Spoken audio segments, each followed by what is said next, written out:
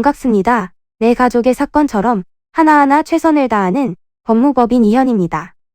누구나 법적 문제가 생기면 심적으로나 경제적으로 큰 부담을 갖게 됩니다. 혼자서 해결해 보려 하겠지만 만족스러운 결과를 이끌어내기가 쉽지 않죠. 여러분의 정신적인 고통, 금전적인 어려움을 이해하며 이현의 법률 상담 시스템을 통해 도움을 드리고 있습니다. 의뢰인의 문제는 하나의 사건이 아니라 한 사람의 삶이라는 마음으로 면밀하게 분석하여 해결의 실마리를 찾아드리겠습니다. 자, 그럼 오늘의 주제인 사이버 성폭력에 대하여 함께 알아볼까요? 사이버 성폭력은 인터넷과 같은 사이버 공간에서 상대방의 동의를 구하지 않고 원치 않는 영상이나 문자 등을 이용하여 성적 메시지를 보내거나 성적 대화를 요청하거나 개인 신상 정보를 게시하는 등의 행위로 불쾌감 및 위협감을 느끼게 하는 범죄인데요. 특정인 혹은 불특정 다수를 대상으로 해서 성적 문제로 괴롭힘을 행하는 것을 통칭합니다. 인터넷이라는 특수한 공간을 기반으로 하여 벌어지기 때문에 시간과 공간에 제한받지 않아 피해가 더 크다는 특징이 있습니다. 만약 카메라를 이용해서 상대방에게 성적 욕망 또는 수치심을 유발할 수 있는 타인의 신체를 그 의사에 반해서 촬영하거나 이를 반포, 판매, 임대 또는 공연히 전시 및 상영한 사람은 성폭력 범죄의 처벌 및 피해자 보호 등에 관한 법률에 따라 7년 이하의 징역 또는 5천만 원 이하의 벌금에 처하게 됩니다.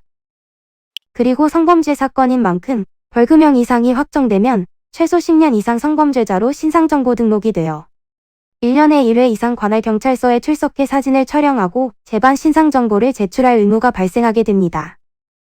본죄는 사이버 성희롱과 사이버 스토킹과 사이버 명예훼손, 음란물 유통으로 나뉠 수 있습니다. 사이버 스토킹을 한 경우 3년 이하의 징역 또는 3천만 원 이하의 벌금에 처할 수 있고 통매음을 한 경우에는 2년 이하의 징역 또는 2천만 원 이하의 벌금에 처할 수 있습니다. 사이버 성폭력에 따른 처벌을 면할 수 있을지는 피해자와의 합의에 달려있기에 매우 중요한 부분입니다. 피해자가 합의해 주었다고 해서 처벌 자체를 면할 수 있는 것은 아니지만 형량을 정할 때 큰 감경 요소가 됩니다. 그리고 합의 진행과 동시에 선처를 구할 수 있는 양형자료를 수집해 나갈 필요가 있는데 합의금을 지급한 점, 피해자가 용서해 주었다는 점, 처벌받은 전력이 없는 점, 깊이 반성하고 있는 점 등을 적극적으로 어필해야 합니다. 이는 간단히 분석될 문제가 아닌 경우들이 대부분이므로 꼭 법률적인 상담을 받아보는 것이 현명하다고 볼 수 있습니다. 그리고 가능한 한 긴 싸움이 되지 않도록 최대한 빠르게 조치를 취하는 것이 좋습니다. 미루면 미룰수록 사건에 대한 난이도가 높아질 수도 있기 때문이지요.